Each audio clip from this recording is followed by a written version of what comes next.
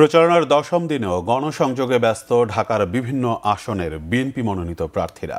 ঢাকা ৮ আসনে গণসংযোগ ও নেতাকর্মীদের সাথে মতবিনিময় করেছেন দলের স্থায়ী কমিটির সদস্য ও প্রার্থী মির্জা আব্বাস। নির্বাচনের ফলাফল ঘোষণা ১২ ঘণ্টার বেশি হলে তা দুরভিসন্ধিমূলক হবে বলে মনে করেন তিনি।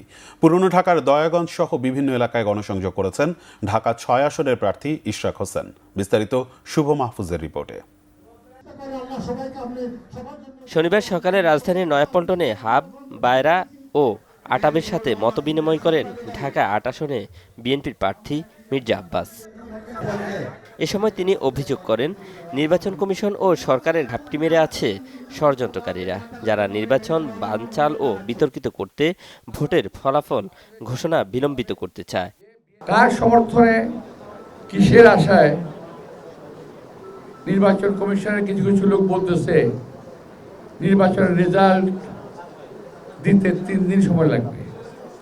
কেন ভাই 12 ঘন্টার বেশি দেরি করে? তাহলে বুঝতে হবে তাদের ভিতরে অসৎ কোনো উদ্দেশ্য আছে। আমরা কোনো অসৎ উদ্দেশ্যকে প্রশ্রয় আমরা দেব না। দরকার পড়লে নির্বাচনের আগেই আমরা আন্দোলন গড়ে তুলব। রাজধানীর দয়াগঞ্জের সর্দার আলী সড়কে প্রচারণা দিয়ে দিনের কর্মসূচি শুরু করেন ঢাকা ৬ আসনের বিএনপির প্রার্থী ইশরাক হোসেন। দিনব্যাপী পুরান ঢাকায় নিজ সংসদীয় আসনে গণসংযোগ করেন তিনি। এ সময় তিনি বলেন, ১২ ফেব্রুয়ারি সুষ্ঠু ও নিরপেক্ষ নির্বাচনের উপর নির্ভর করছে দেশের ভবিষ্যৎ।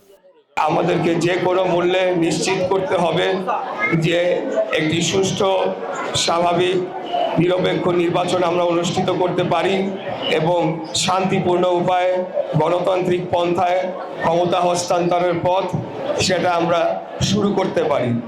এই শুরুর মাধ্যমেই কিন্তু নির্ধারিত হবে আগামী দিনে বাংলাদেশ কোন পথে যাবে। রাজধানীর মুগদায় সমাবেশ করেছেন ঢাকা ৯ আসনের প্রার্থী হাবিবুর রশিদ হাবিব। এ সময় বেশ কিছু প্রতিশ্রুতি দেন তিনি। যার এই এলাকার এত হাজার হাজার মা বোনরা রয়েছেন, এত হাজার হাজার আমাদের সমর্থক রয়েছে, আমাদের এলাকার সবাইকে নিয়ে আমরা আগামী দিনে এই ঢাকাটাকে গড়ে তুলব। এদিকে ঢাকা ১৭ আসনে নারী উন্নয়ন পরিকল্পনা নিয়ে উঠান বৈঠক করেছে ভাষানটেকের বিভিন্ন জনগণ। শুভ মাহফুজ, বাংলা ভিশন, ঢাকা।